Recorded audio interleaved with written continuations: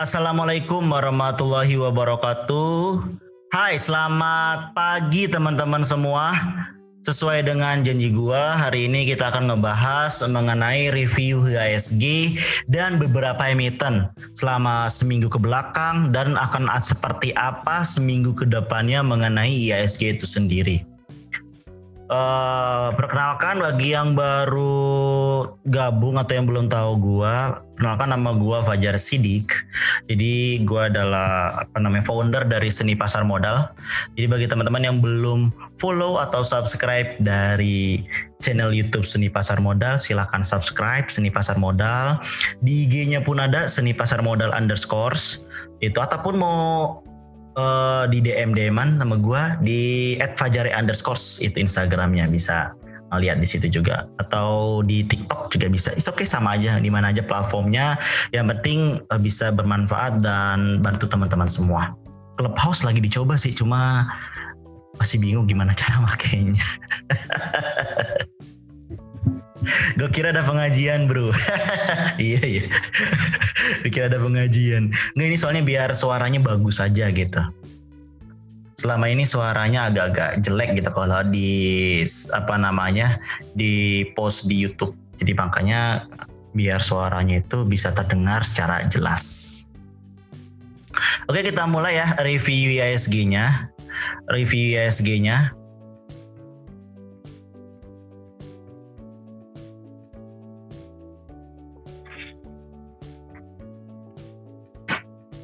Ini mendingan suaranya. Oh, oke, thank you. Kalau mendingan suaranya. Oke, ini bisa dilihat, ini adalah kita lagi nge-review IHSG. Kalau teman-teman yang pengen yang lagi di depan laptop, silakan buka, bisa dibuka di tradingview.com ataupun di manapun itu bisa. Di sini kita ngelihat dulu secara overall di indeks 30 ya, indeks 30. Jadi indeks 30 adalah list 30 perusahaan yang bisa dibilang fundamentalnya bagus, likuiditasnya bagus, itulah indeks 30. Dan gue juga nyaranin bagi para pemula yang baru terjun di pasar modal, sebaiknya please begin from IDX 30 gitu. Pilihlah perusahaan-perusahaan, emiten-emiten yang berasal dari IDX 30 ini gitu. Jadi biar nggak pusing-pusing amat, tapi yang jelas kalau misalkan nyangkut masih akan balik lagi ke harga aslinya gitu. Jadi aman-aman aja gitu. Secara umum di IDX 30 artinya ada 30 perusahaan. 30 perusahaan ini biasanya menjadi backbone dari IHSG itu sendiri ya. Jadi backbone dari IHSG itu sendiri.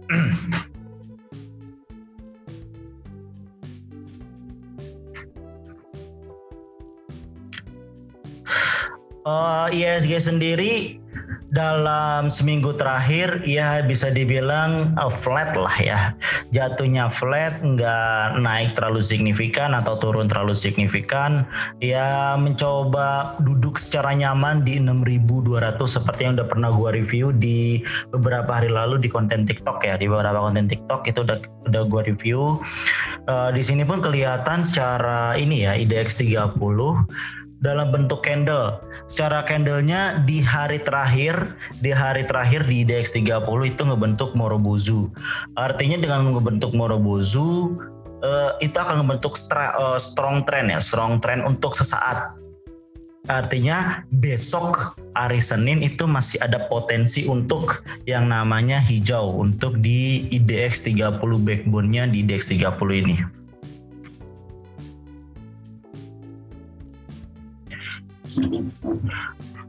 Coba kita pakai indikator-indikator yang indikator umum ini aja ya. Kita lihat psychology marketnya seperti apa. Di sini gue pakai RSI, terus gue pakai MFI. MFI itu apa? Money Flow Index. RSI itu apa? RSI itu adalah Relative Strength Index.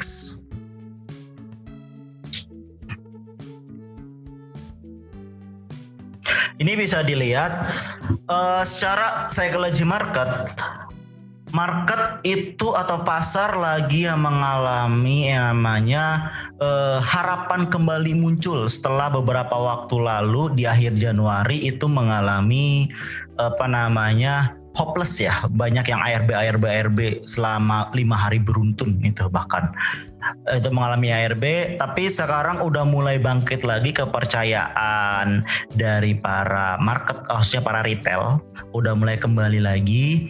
Artinya di sini untuk saat ini masih jatuhnya ke sideways atau konsolidasi di IDX 30-nya ya, di IDX 30-nya. Lalu secara IHSG kita lihat, secara IHSG bisa dilihat ya di tanggal 16 Februari itu udah ngebentuk yang namanya doji. Udah ngebentuk yang namanya candle doji. Apa itu candle doji? Candle doji itu adalah candle yang seperti tanda plus atau nggak punya badan, nggak punya warna, cuma tanda garis doang. Itu adalah doji namanya. Setiap candle yang berbentuk doji pada umumnya, candle yang berbentuk doji itu pada umumnya itu akan mengalami reversal atau yang namanya pembalikan arah. Dan ini IHSG tanggal 16 Februari telah membentuk doji. Artinya makanya nggak salah tanggal 17, 18 sama 19 itu mengalami penurunan karena telah membentuk candle doji. Dan yang paling unik di sini adalah di hari Jumat tanggal 19 Februari. Di 19 Februari itu candle yang terbentuk adalah hammer ya, bullish hammer. Jadi dengan yang terbentuk adalah bullish hammer, sesuai dengan IDX 30 tadi positif, IHSG pun positif.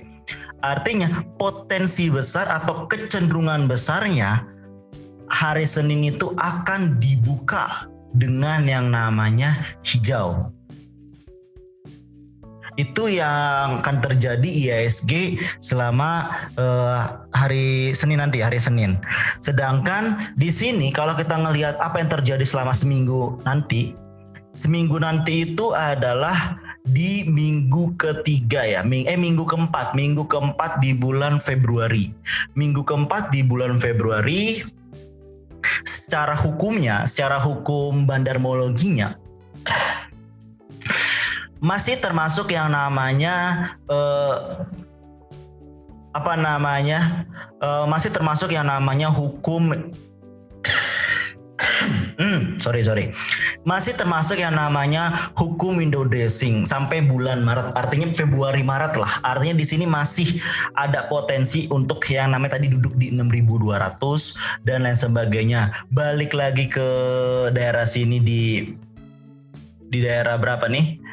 6.300-an, 6.400-an masih bisa dengan selama seminggu depan jika tidak ada kabar-kabar yang nyeleneh atau kabar-kabar yang digoreng-goreng, khususnya untuk yang backbone ya gitu, khususnya yang backbone itu istilahnya, maka iya minggu ketiga atau keempat itu akan baik-baik aja. Kenapa? Karena ini persiapan dari para gajah untuk yang namanya menggoreng pada saat mencari para dividend hunter. Dividend hunter itu adalah orang-orang yang masuk dengan tujuan mencari dividen aja gitu. Jadi dengan tujuan itu asumsi mulai start itu adalah Maret sampai Juni-Juli. Walaupun nggak semuanya, jadi kalau teman-teman harusnya bisa mengklasifikasikan dulu mana yang suka bagi dividen di bulan Maret, April, Mei, Juni, Juli gitu. Jadi kalau pengen main, yaitu main di area yang bakal bagi dividen. Itu adalah opsi terbaik kalau ingin melakukan trading swing gitu. Terus untuk melakukan day trading itu apa opsi terbaiknya? Opsi terbaiknya itu adalah apa bisa dibilang ya?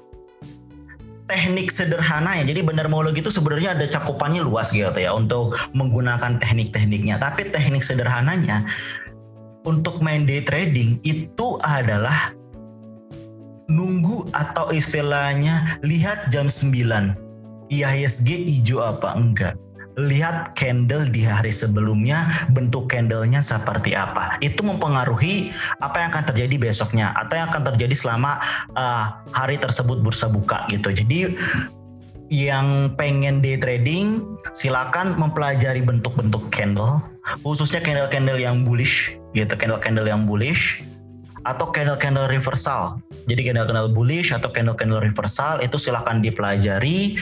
Terus satu lagi tadi adalah tadi bentuk candle. Yang kedua, lihat IHSG hijau apa enggak pada hari itu. Terus yang ketiga, usahakan mainlah untuk yang pemula, mainlah di IDX 30 atau di LQ45 atau di Kompas 100 deh setidak-tidaknya. Jangan kurang dari itu. Jangan main di gorengan kalau baru terjun di dunia saham, karena itu sangat mudah digoreng. Ada yang untung, ada, tapi yang rugi banyak. Jadi teman-teman harus bisa kalkulasi nih berapa keuntungan yang harus didapat, berapa loss yang didapat. Kemarin udah gua bahas sih sebenarnya mengenai yang namanya kalau lu misalkan misalkan lu loss 10%, lu harus untung 11% baru duit lu tuh balik lagi gitu. Baru balik lagi. Artinya loss atau cut loss itu sangat menyesakkan kalau misalkan lu nahan aja gitu, atau bahkan lu melakukan action cut loss gitu. Jadi penting banget khususnya untuk trading ya. Kalau untuk invest ya sabodo amat. Kalau dia makin turun sikat. Tapi kalau misalkan trading itu berbeda kasus. Dimana day dan swing pun berbeda kasus. Dimana swing itu pasti ngelihat yang namanya segala macam aspek dari mulai makro, mikro, funda, teknikal, bandarmologi itu dilihat semua. Sedangkan kalau misalkan day trading itu biasanya hanya dilihat dari bentuk teknikal konvensional serta yang namanya teknikal modern ada, tapi ada beberapa indikator yang bisa digunakan di teknikal modern. Kalau kata teknikal konvensional tadi salah satunya adalah candle, terus adalah bentuk candle, bentuk patterns, terus volume itu menentukan ya volumenya naik apa enggak, volumenya turun apa enggak, sesuai dengan bentuk candle apa enggak gitu. Kalau mau menggunakan indikator modern, bisa teman-teman menggunakan indikator modern. Bisa menggunakan kayak MACD bisa digunakan. Kenapa MACD? Daripada MA, gue milih MACD. Kenapa? Karena MACD itu adalah memberikan respon lebih dulu dan respon lebih dulu untuk beli dan respon lebih dulu untuk jual dibandingkan yang namanya dibandingkan dengan kalau kita hanya menggunakan indikator moving average gitu. Walaupun sebenarnya MACD pun berasal dari moving average, tapi dia menggunakan bukan simple moving average, tapi yang namanya adalah exponential moving average gitu. Itu yang akan terjadi IHSG.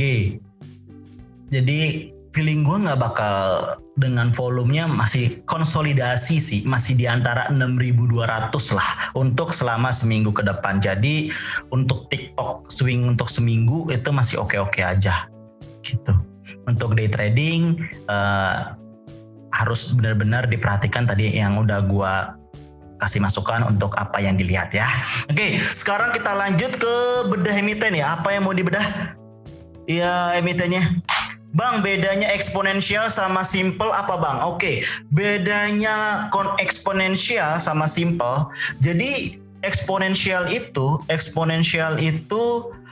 adalah indikator moving average. Jadi rata-rata pergerakan harian sama, sebenarnya ujungnya sama, moving average. Tapi yang membedakan apa? Yang membedakan itu adalah perhitungannya sebenarnya. Perhitungan dari simple dan eksponensial. Dan hubungannya kalau misalkan kita lihat simple moving average itu biasa digunakan atau biasa digembar-gemborkan oleh para broker sih sebenarnya, oleh para broker, oleh para sekuritas. Lu gunain aja ini moving average, lu gunain aja moving average MA20, MA60, MA200. Nah, orang yang sebut cuma MA itu adalah simple moving average. Itu yang biasa digunakan, dan itu biasanya udah masuk ke fase partisipasi. Karena fase market itu ada 4 ya. Fase market itu ada 4.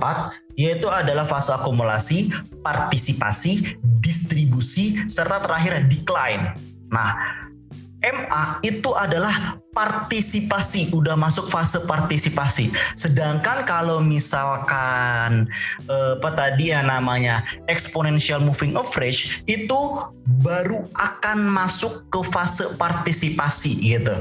Baru akan, bukan udah masuk ke fase partisipasi. Jadi ada perbedaan di situ antara fase fase partisipasi dan baru akan masuk fase partisipasi. Itu. Jadi makanya saran gua kalau misalkan emang day trading, gunakanlah fase yang akan. Artinya di sini adalah fase akumulasi. Gitu. Oke, semoga jelas ya untuk perbedaan antara yang namanya tadi moving average sama simple moving average. Oke, kita langsung lanjut ke bahas emiten ya. Ada bahas emiten yang dibahas? Bang, mohon maaf nanya, saya pakai indikator stokastik, MACD sama Fibo untuk swing. Gimana menurut Abang? Oke, pertama kita harus lihat dulu tujuannya. Stokastik itu tujuannya adalah melihat psychology market. Melihat psychology market. Jadi apakah baik? Good, memilih stokastik. Yang kedua, MACD. MACD untuk apa? Untuk melihat masuk lebih dulu, keluar lebih dulu. Ini adalah indikator yang namanya indikator lagging. Bagus? Good. Stokastik 1 sebagai leading, 2 MACD sebagai lagging.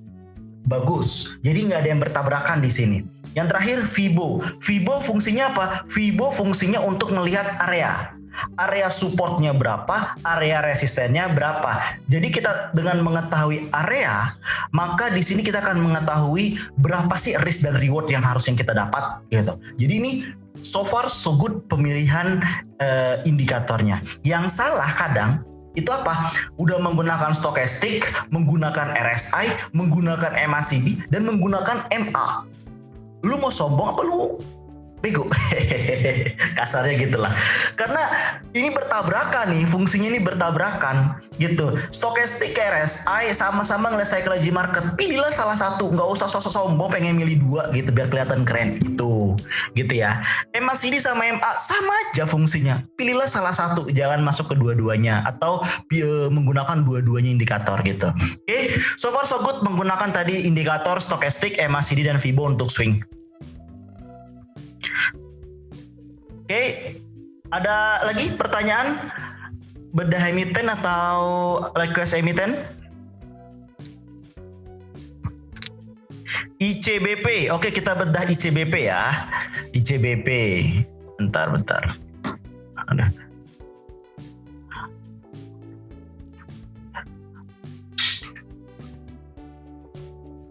Oke, kita lihat ICBP. ICBP. Yang teman-teman yang di depan laptop silakan buka ICBP menggunakan tradingview.com. It's okay, pakai menggunakan tradingview.com ya. Di sini ICBP oke. Di sini gue menggunakan indikator yaitu apa ya yang paling enak. Kalau ICBP itu pilihlah salah satu lagging dan leadingnya. Jadi di sini gue bakal menggunakan indikator bentar. Sini gue menggunakan indikator MMI aja lah.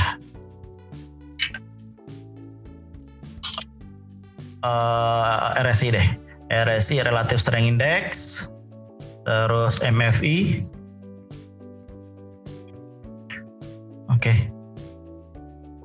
Sama Bollinger Band.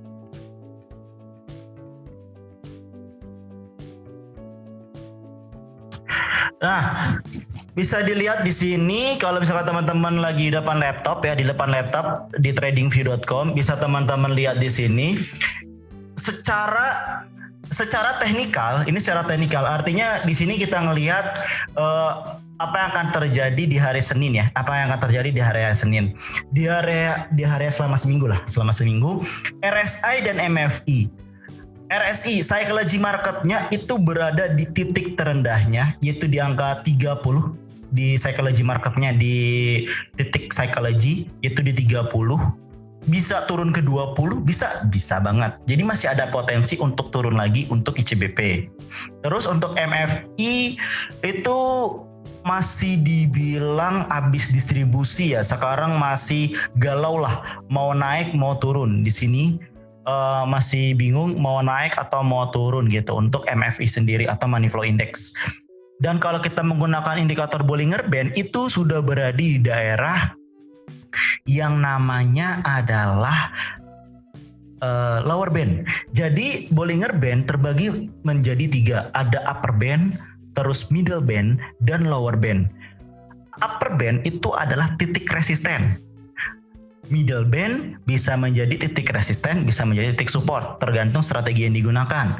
Sedangkan lower band itu adalah titik support. Dan sekarang ICBP berada atau sudah menyentuh di lower band. Artinya di sini apa? Artinya ini kalau secara teknik swing trading ini ya, kita melihat swing trading, maka ini adalah titik terbaik untuk masuk untuk dari ICBP itu sendiri. Tetapi karena psychology marketnya itu masih bisa turun lagi ke 20 dan MFI-nya belum mendukung, artinya di sini kita baru bisa mulai strategi yang digunakan adalah strategi cicil nih, strategi cicil dulu. Jadi cicilnya itu bisa 5 lot, 10 lot dulu, jangan langsung jebret 100 lot. Nah, itu yang salah kayak gitu. Jadi cicilah pelan-pelan selama dia masih menyentuh ke daerah lower band gitu. Jadi untuk saat ini itu yang terbaik. Kalau kita ngelihat hari Senin itu bakal seperti apa? Bentuk candlenya masih bakal mengalami candle turun ya. Kalau bentuk candlenya Senin masih mengalami candle turun.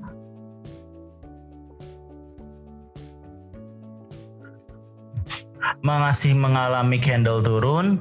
Kalau lihat di sini potensi untuk sideways-nya tinggi. Jadi harganya Senin itu masih akan berkutat di antara 8.600 gitu. Untuk dari ICBP itu sendiri ya. Makanya akan berkutat dari 8.600. Walaupun naik ya paling masih 8625 ataupun paling tertinggi di 86 berapa nih?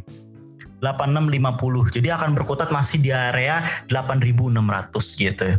Jadi overall kalau pengen ngambil di ICBP untuk swing untuk invest silahkan aja. Untuk day trading dengan bentuk candle seperti itu masih ada potensi penurunan, ataupun kalau naik paling cuma naik setik 2 tick gitu. Jadi belum begitu menarik untuk masuk kalau misalkan menggunakan pengen masuk di emiten ICBP nanti dulu deh gitu. Oke, itu kurang lebih untuk ICBP. Sekadar just for information, kenapa sih ICBP turun? ICBP turun itu sama kayak INDF itu karena ada pelepasan atau penjualan salah satu proyeknya. Ada salah satu proyeknya itu dijual gitu ya, makanya mengalami penurunan. Itu sih penyebab dari ICBP atau INDF itu turun. Tapi overall kalau gue pribadi ya masuk aja. Apalagi gue suka mie soalnya. Sederhana itu sih. Gue masuk di 1690. Apanya? ICBP. Waduh, great. Kalau masuk di situ berarti untung terus ya. Udah naik berapa kali lipat. Keren. Arto, Om Fajar analisanya. Oke Arto, kita cek Arto ya.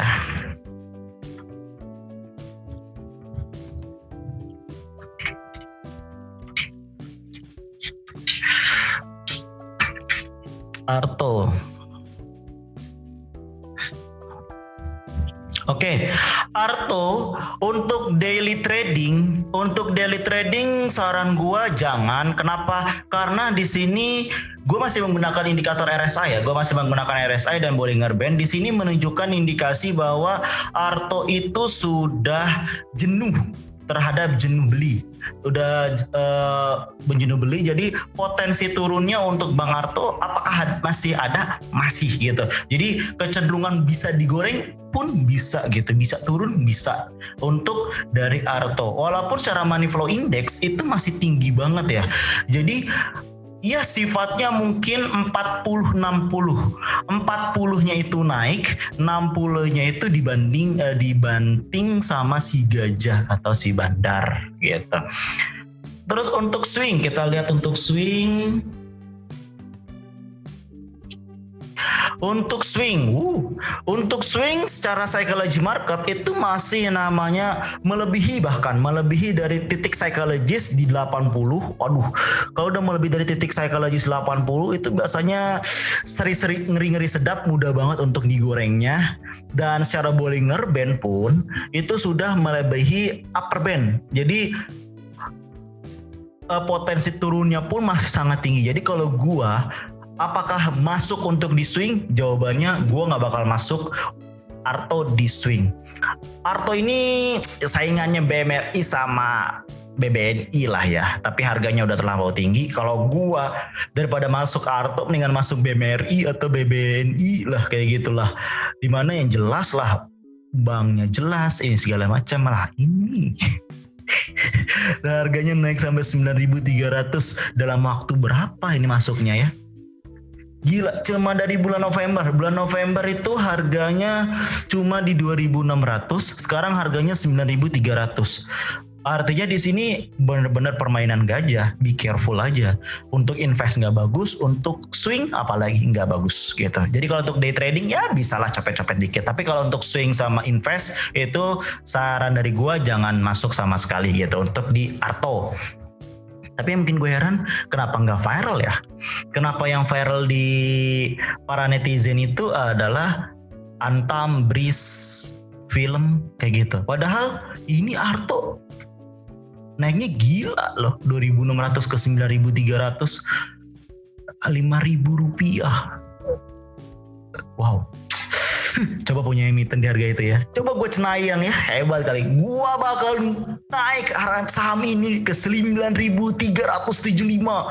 Silakan beli. Just kidding. Kenapa nggak viral ya? Aneh kan? Iya. Kenapa nggak viral? Karena gajahnya itu pasti jenis-jenis gajahnya. Gajahnya itu bukan gajah-gajah yang ini, gajah yang diem gitu loh. Karena ada tipikal-tipikal gajah yang memang tugasnya itu bikin ribut di market, atau istilahnya buzzernya gajah gitu loh. Kalau yang kayak gini pasti mereka bukan salah satu dari mama gajah gitu. Biasanya kalau yang satu dari mama gajah bikin viral, tapi karena nggak viral kan, nggak di antara para trader, makanya pasti bukan dari mama gajah gitu. Mungkin sifatnya itu individual, biasa jadi ini individual. Tapi kita harus lebih lanjut ngebahas bandar-bandarmologinya untuk Arto ya. Kita lanjut ngebahas Telkom.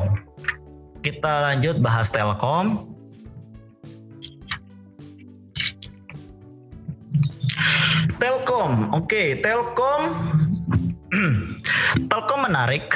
Jadi Telkom ini sebenarnya kalau secara swing atau long invest ya, ini long invest, gua nyariin sendiri, silakan masuk karena berada di bawah. Ini gue masih menggunakan indikator Bollinger Band, RSI dan Money Flow Index ya. Jadi bisa ini masih di bawah middle band, Dan di sini kenapa gue menyarankan masuk, karena Money Flow Index itu lagi proses akum, artinya di sini masih akan sideways. Jadi masih ada peluang buat teman-teman masuk di antara kisaran 3.200. Jangan sampai teman-teman atau lu nyesel pas Telkom udah balik ke 3.600 lagi kayak gitu loh. Nanti masuk dong Telkom kayak gitu. Ya, silakan masuk. Dan di sini gue ngeliat secara RSI, Relative Strength Index, secara psychology market itu sudah mulai dilirik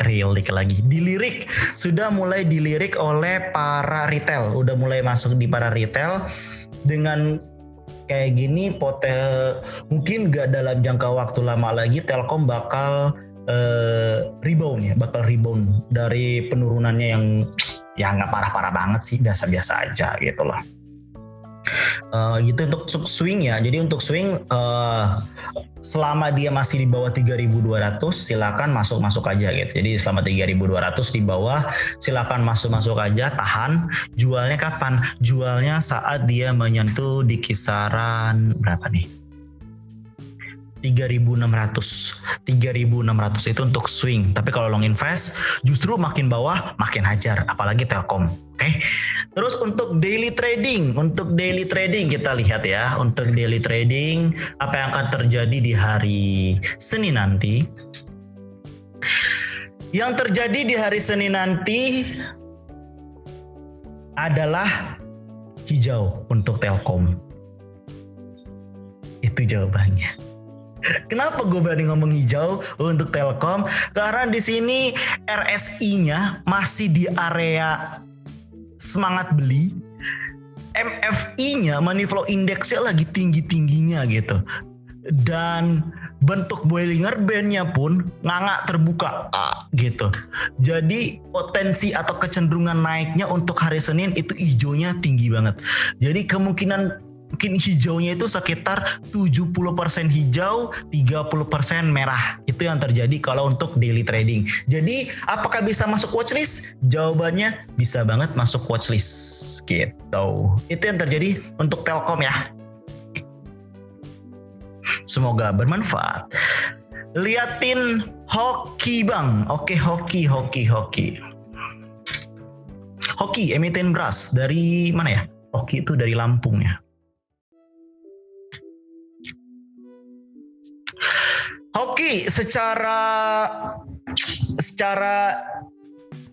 daily trading atau apa yang terjadi di hari Senin, gue pribadi gak begitu menarik untuk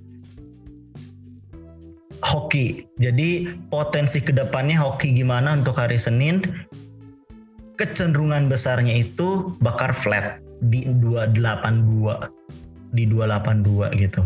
Nggak bakal bergerak dulu dari 282. Itu untuk hoki sendiri. Sedangkan kalau untuk swing tradingnya atau long investnya bisa kita lihat RSI sudah jenuh jual, lagi mengalami terus jual. Money flow index lagi mengalami penurunan jual dan terbentuk gap. Ternyata ngebentuk gap. Gapnya 300 ke berapa nih? 294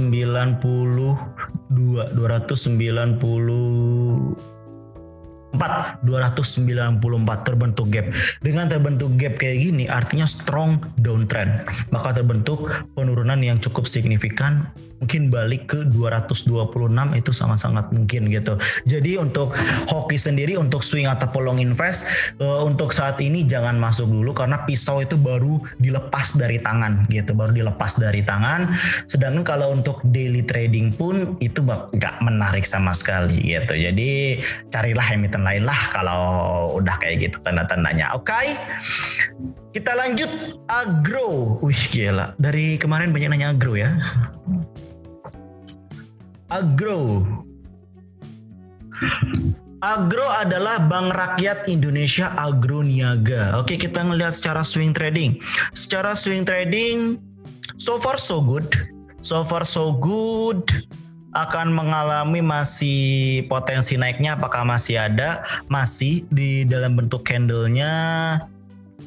Di sini bisa dilihat bentuk candle-nya masih memungkinkan ya, untuk masuk untuk di agro itu sendiri gitu. Jadi untuk swing, kalau untuk swing sendiri, swing mingguan ya. Kalau swing mingguan itu so far so good, masih boleh masuk. Tapi kalau misalkan kalau untuk long invest ya harus dibedah dulu. Kalau gua sih nggak menarik untuk masuk ya kalau untuk long invest itu sendiri gitu.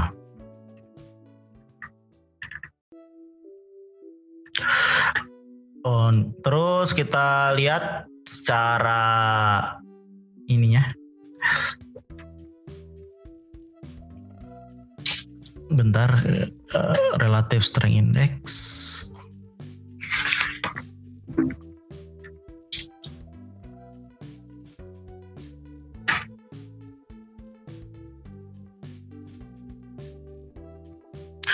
Oke, ini secara daily trading, bisa dilihat kalau teman-teman lagi buka di depan laptop itu sudah mulai turun, artinya sudah jenuh beli, udah mulai banyak aksi jual yang terjadi di emiten dari agro. Jadi apakah bisa naik? Mungkin masih bisa. Mungkin naiknya sekitar 30%. Sisanya itu akan mengalami penurunan gitu. Jadi kalau gue pribadi ya jangan lirik agro lah. Karena udah potensinya turun. Ini bisa dilihat dari bentuk hammernya yang terbentuk adalah bearish. Ini bentuknya bearish ya. Terus sudah ngebentuk doji juga di hari apa ngebentuk doji ya? Ngebentuk doji di 19 Februari, artinya udah ngebentuk doji di 19 Februari dan ngebentuk doji di 19 Februari. Jadi ini potensi turunnya akan lebih tinggi gitu untuk dari agro. Jadi kalau untuk masuk kemungkinan Senin itu sendiri bakal lebih ke merah untuk dari agro gitu. Oke? Kita lanjut Harum.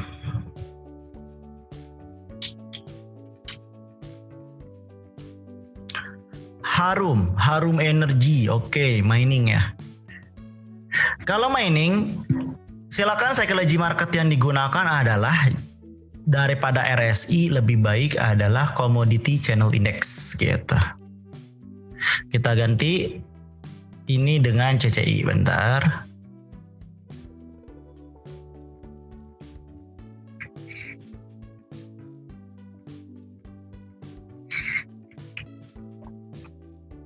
Oke, bisa dilihat di sini kalau teman-teman lihat sini gue menggunakan indikator Bollinger Band,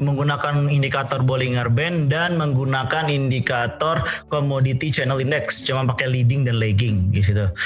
Jadi sini cuma secara teknikal kita lihat ya, kita nggak ngeliat secara bandarmologi. Di sini bisa kelihatan bahwa sudah jenuh beli sebenarnya yang terjadi di Commodity Channel Index gitu. Jadi potensi untuk turunnya di hari Senin itu cukup tinggi gitu. Di hari Senin cukup tinggi untuk mengalami penurunan. Tetapi terbentuk candle di sini ada kemungkinan hijau, mungkin di awal-awalnya hijau, kemungkinan selanjutnya akan mengalami penurunan untuk dari emiten Harum itu sendiri. Untuk swing tradingnya gimana? Untuk swing tradingnya sudah banyak yang jenuh, artinya sini udah mengalami jual, jualnya udah cukup banyak. Terus di sini tapi harga emiten lagi dinaikin. Artinya di sini adalah permainan bandarmologi yang terjadi. Udah mulai banyak yang jual tetapi harga malah dinaikin hingga sampai ke 7.150. Wow. 7.150. Serius nih? Oke.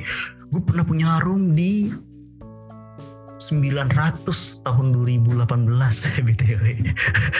Sekarang harganya 7.150. Wow, great. Oke, yang ini artinya di sini kalau misalkan untuk swing ataupun long invest, ya saran gue jangan masuk karena harganya udah terlampau naik dikerek oleh bandar ya. Dikerek naik oleh bandar, jadi saran gue jangan masuk di emiten Harum. Sangat berbahaya untuk swing ataupun untuk long invest itu sendiri. Artinya kalau untuk daily trading ada kemungkinan naik di awal bursa, setelah itu akan turun gitu. Jadi so far so bad untuk dari Harum untuk trading ataupun untuk invest gitu. Oke? Kita lanjut Mega. Oke, Mega pada suka saham ini ya, second liner dan third liner ya, it's good, ya gak masalah lah. Oke, Mega, kita lihat secara Mega. Oke, Mega, kita ganti indikatornya.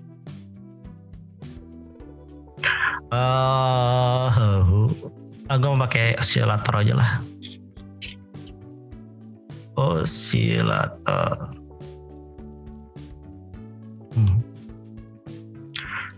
Stokastik pakai stokastik.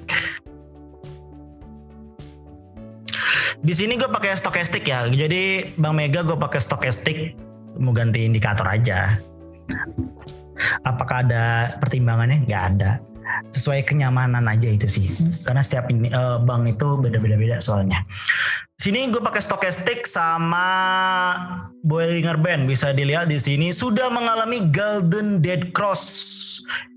Sudah mengalami Golden Dead Cross di tanggal ini Golden Dead Cross-nya, ini tanggal Golden Dead Cross-nya di tanggal 18 Februari.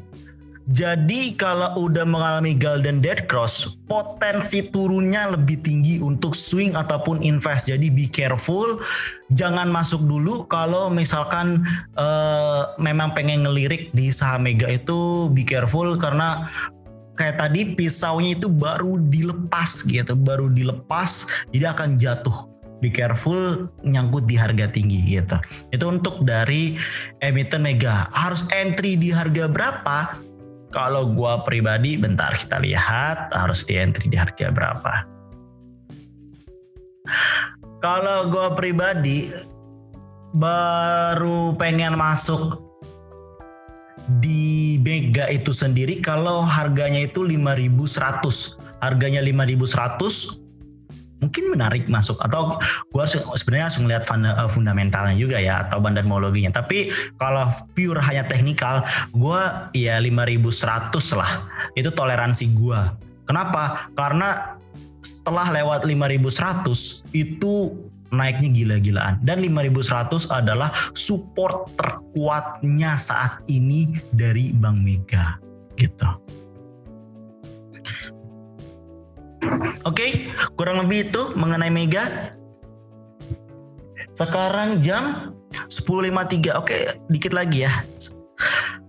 ASI gimana Bang terhadap kebijakan pemerintah? Kebijakan pemerintah tentang apa nih? Tentang apa Bang Golil? ASI.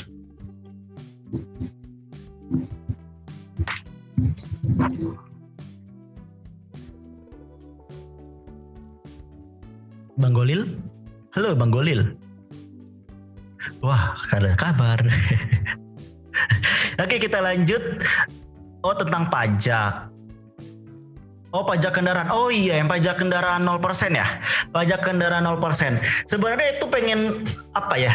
Pengen menaikkan daya jual beli masyarakat untuk membantu salah satunya di sektor transportasi biar warga Indonesia itu lebih konsumtif lagi. Ingat gak ada berita terakhir ini bahwa ganti rugi lahan dari salah satu institusi ke desa gitu sekitar puluhan miliar, lalu warganya itu dibelikan yang namanya mobil, 17 mobil gitu. Karena alasannya itu mudah katanya. Gue panas nih ngelihat tetangga gue beli mobil baru, jadi gue beli mobil baru. Padahal dia nyetir nggak bisa bro, gitu loh. Tapi pengen sombong aja, pengen pamer, pengen punya mobil gitu loh. Mobilnya nggak tanggung-tanggung, mobilnya itu Fortuner, ada Innova, waduh. Nah, inilah yang menjadi apa ya, dilematis tersendiri ya. Karena mungkin kalau gue pribadi ya, kalau dari sisi Naruni sebagai bangsa gitu, gue bakal naikin malah harga mobil atau pajak mobil itu bakal gue naikin gitu. Karena dengan memurahkan pajak mobil berarti para pejabat makin banyak punya mobil gitu loh. Walaupun para rakyat banyak punya mobil, tapi ini akan masuk ke siklus setan. Apa siklus setannya? Repair, artinya di sini servis rutin. Terus ke bengkel atau Pertamina buat isi bensin. Nah, banyak banget yang siklus setannya akan berlangsung masuk di sana, di mana duitnya sebenarnya bisa digunakan atau dialihkan yang lain itu yang lebih penting. Di mana mobil kan atau kendaraan itu adalah mungkin sekarang itu udah kebutuhan sekunder atau bahkan di beberapa kalangan masih di tersier gitu. Tapi oleh karena itu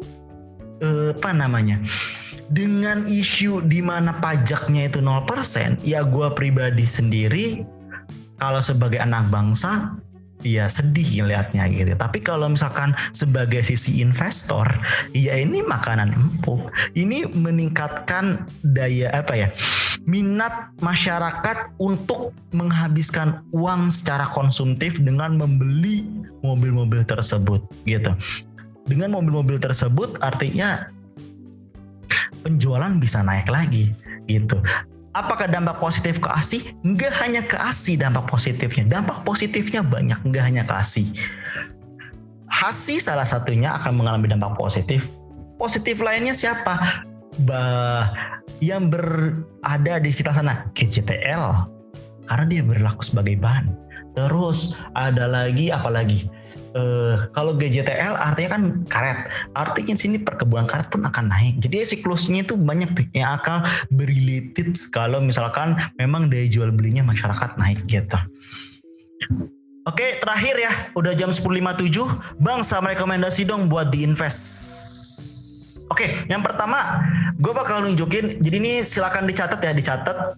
Ini ada beberapa emiten yang menunjukkan sinyal beli. Sinyal beli itu ada, tapi harus dicek lagi secara fundamental ya. Yang benar-benar untuk ini tujuannya mungkin hanya semingguan. Jadi silakan dicek fundamental atau dicek analisis teknikalnya lagi. Di sini gue cuma nyebutin nama emitennya, berapa titik support resisten silahkan tentuin sendiri gitu. Di sini ada BJBR, BNLI, Elsa, DILT, terus Akra,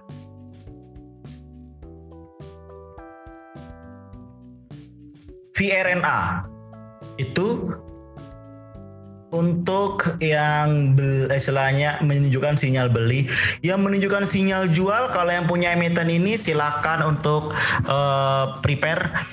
Ada Jawa, Lion, Mark, Pani, ASDM, Bali, IKBI, MPRO, Fish, BLTZ, Micu, SPTO, NIK, dan MNCN gitu. Jadi yang punya emiten-emiten ini silakan untuk diperhatikan lagi untuk untuk menyiapkan strategi trading untuk dijual gitu. Oke. Udah kurang lebih 1 jam. Thank you, terima kasih banyak udah join sampai akhir 18 orang. Maaf banget yang belum bisa ngejawab emiten-emitennya. Kita akan bahas lagi di minggu depan di hari Minggu jam 10. Ya, pengen tayangan ulang dari video ini bisa teman-teman saksikan di channel YouTube di Seni Pasar Modal. Itu bakal gua upload hari ini juga. Silakan tonton lagi, di remake lagi, dan ada tayangan ulangnya soalnya. Ada sekalian indikator-indikatornya kalau misalkan di YouTube gitu. Thank you for watching. Terima kasih banyak. Semoga happy cuan untuk teman-teman semua. Jadi karena harganya 6.200 lebih baik bisa di swing ataupun di daily trading dengan pemilihan emiten yang tepat ya. Salah satunya ngeliat di volume. Oke. Thank you very much. See you. Bye bye. Assalamualaikum warahmatullahi wabarakatuh.